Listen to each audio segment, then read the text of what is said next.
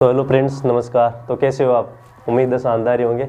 आज जो हम क्लास लाए हैं वो क्लास है, कोई ऐसी वैसी क्लास नहीं है। बस थोड़ी सी टॉपिक के बारे में, अमल के बारे में पढ़ेंगे आज हम।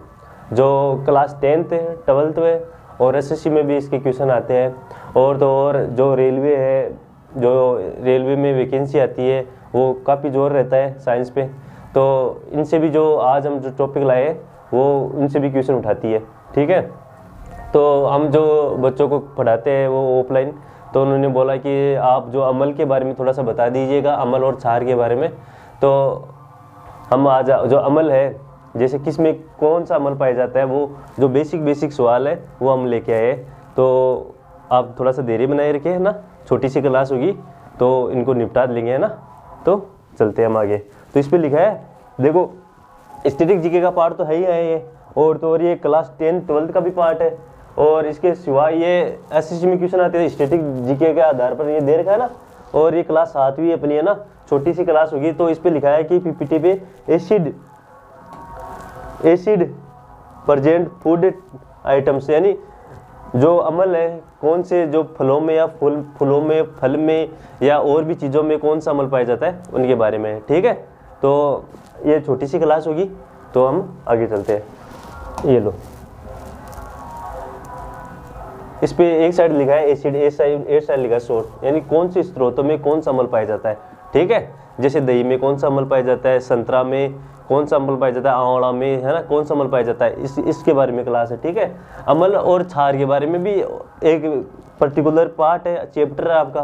पर जो हम सोर्स के बारे में पढ़ेंगे, ठीक है, सोर्स के बारे में जो ये पार्ट आपका 7 नंबर का पार्ट है ना। तो जो एक नंबर का वाला सवालों में से ऐसे क्वेश्चन आ जाते हैं। ठीक है। और एसएससी में भी आते हैं, प्रतियोगी परीक्षा से भी ये, उसकी दृष्टि से भी ये इम्पोर्टेंट क्लास है। ठीक है। तो हम ये पढ़ लेते हैं, हिंदी में पढ़ लेते हैं, इंग्लिश में लिखा है इसे हम हिंदी में पढ़ लेते हैं। ठीक है। तो हम हिंदी में पढ़ लेते हैं। देखो ये लिखा सिट्रिक एसिड,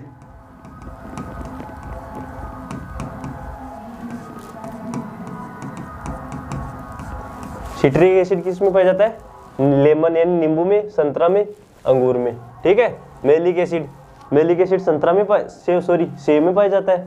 ठीक है। टार्टिक एसिड इमली में पाया जाता है ना, और आम में पाया जाता है। फिर एसिटिक एसिड है, विनेगर में पाया जाता है ना। जो सिरका है, विनेगर यानी सिरका, CH3COOH। ठीक है। लैक्टिक एसिड है, वो दूध में पाया जाता है, दही में पाया जाता है। ठीक है। और हाइड्रोक्लोरिक एसिड है, स्टमक अपने पेट में पाया जाता है, जो HCl अम्ल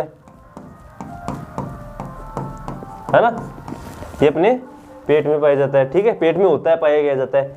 ओजिलिक एसिड है टमाटर में, और एस्कोर्बिक एसिड विटामिन C गवावा में, आंवला में, लेमन में, जो सिट्रस फ्रूट्स है उनमें पाया जाता है। ठीक है। फॉर्मिक एसिड है, वो जो मक्खी के डंक में ये पाया जाता है। ठीक है ना बच्चों।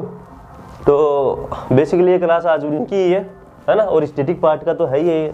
तो हम इसका थोड़ा सा जो क्वेश्चन है वो भी फटाफट देख लेते हैं। ठीक है। ये लो, हाँ, तो क्वेश्चन पे आ गए हम, है ना। ज़्यादा क्वेश्चन नहीं रखे गए, जो भी क्वेश्चन रखे गए वो सारे इंपॉर्टेंट है। ठीक है। तो निम्नलिखित में से कौन सा प्राकृतिक रूप से पाया जाने वाला अमल चींटी के डंक में मौजूद होता है, तो कौन सा, मेथोनिक अमल, है ना। मेथोनिक अमल को किस में पाया जाता है, चींटी के डंक में।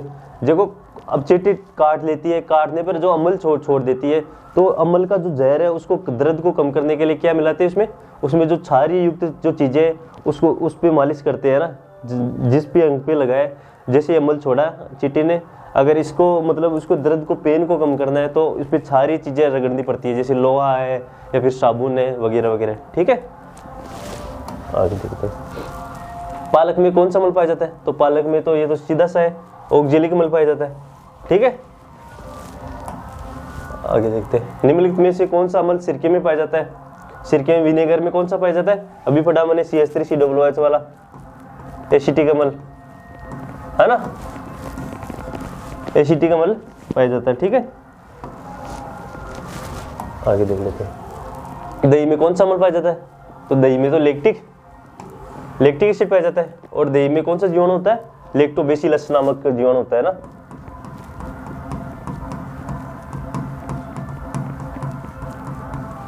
लैक्टोबैसिलस नामक करके एक जीवाणु पाया जाता है, ठीक है, जो सूक्ष्म दृष्टि से दिखाई देता है, ऐसे दिखाई नहीं देता। ओके, ये लो।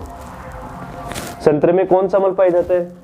संतरा में तो सिट्रिक या साइट्रिक, ठीक है, ये लो। इमली में तो टार्टिक अम्ल पाया जाता है ना। ये देखो टार्टिक अम्ल पाया जाता है इमली में, टिमरिड, ठीक है, टिमरिड। निम्नलिखित में से किसमें एस्कॉर्बिक एसिड विटामिन सी सबसे अधिक मात्रा में होता है? देखो सबसे अधिक मात्रा में होता है आंवला में,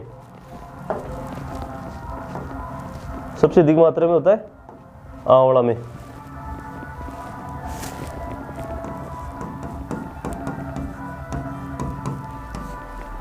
आंवला में सबसे ज्यादा जो विटामिन सी वो पाया जाता है, ठीक है।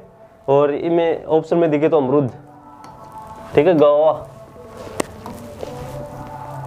लैक्टिक एसिड आमतौर पर दही में पाया जाता है या दूध में पाया जाता है ना, कर्ड में, मिल्क में, ठीक है।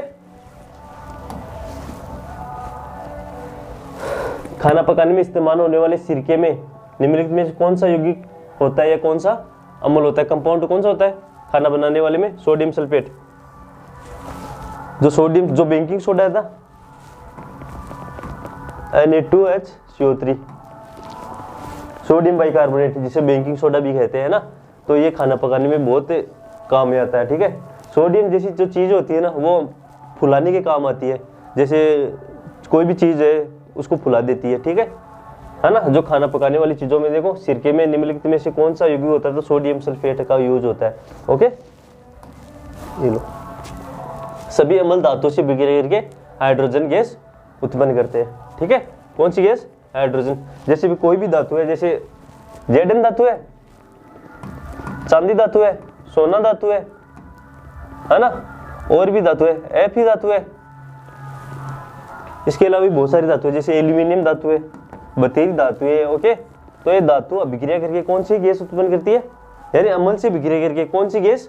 हाइड्रोजन गैस उत्पन्न करती है। जैसे एक अभिक्रिया हम देख लेते हैं, इस पे छोटी सी एक अभिक्रिया, जैसे Zn जिंक की अभिक्रिया अगर हम अम्ल के साथ यानी सल्फ्यूरिक अम्ल के साथ अभिक्रिया करवाए तो ये उत्पाद के रूप में क्या बनाता है? अधिक अभिक्रियाशील तत्व है Zn, तो कम अभिक्रियाशील तत्व से अभिक्रिया करेगा। जैसे ZnSO4 प्लस रिलीज की कौन सी गैस करेगा? हाइड्रोजन। तो धातुएं अक्सर अम्ल से अभिक्रिया करके कौन सी गैस उत्पन्न करती है? हाइड्रोजन। तो इसका सवाल का आंसर हो जाएगा हाइड्रोजन, ठीक है। ये जो लास्ट है बच्चों PDF है ना, हम ले आए। ओके, और इसको भी हम देख लेते हैं, फिर बात करते हैं। ओके, निम्नलिखित में से कौन सा अम्ल अमाशय में यानी पेट में जठर ग्रंथियों द्वारा स्रावित होता है? तो एसिटिक अम्ल, सॉरी एसिटिक नहीं, हाइड्रोक्लोरिक अम्ल, ठीक है, HCl अम्ल। जो आपका चैप्टर है पाचन तंत्र वाला है ना, डाइजेस्टिव सिस्टम वाला पार्ट है, उसमें जो हमने पढ़ा था कि पहले भोजन हम मुख में डालते हैं, फिर ग्रास नली में, फिर पेट में हमने देखा कि कौन सा अम्ल पाया जाता है, जठर ग्रंथियों द्वारा कौन सा अम्ल स्रावित होता है। तो हमने बताया था कि HCl अम्ल स्रावित होता है ना, और हमें इसके बारे में बहुत सारी बातें भी की थी, है ना। HCl अम्ल वैसे बहुत सारे जला देता है, लेकिन पेट में हमको जला नहीं देता क्योंकि श्लेष्म ग्रंथियां पाई जाती है ना। पाचन तंत्र का हमने अलग से टॉपिक किया था, है ना, ठीक है, ऑफलाइन क्लास में। ओके, तो बच्चों आज इतना ही, है ना। और आपके जो मांग पे, आपकी डिमांड पे हमने जो ये क्लास लाई है, छोटी सी क्लास लाई है, और इसमें जो हमने जो टीम ने ये PPT डाली है, इसमें थोड़ा सा खूब सारी मेहनत लगी है ना, टाइप करने में। ओके, तो आप इसको प्लीज़ शेयर करना है ना बच्चों, ठीक है। आपका प्यार सर आंखों पर, आपकी दुआएं सर आंखों पर बच्चों। बहुत बहुत धन्यवाद। आज इतना ही दोस्त, जय हिंद, धन्यवाद।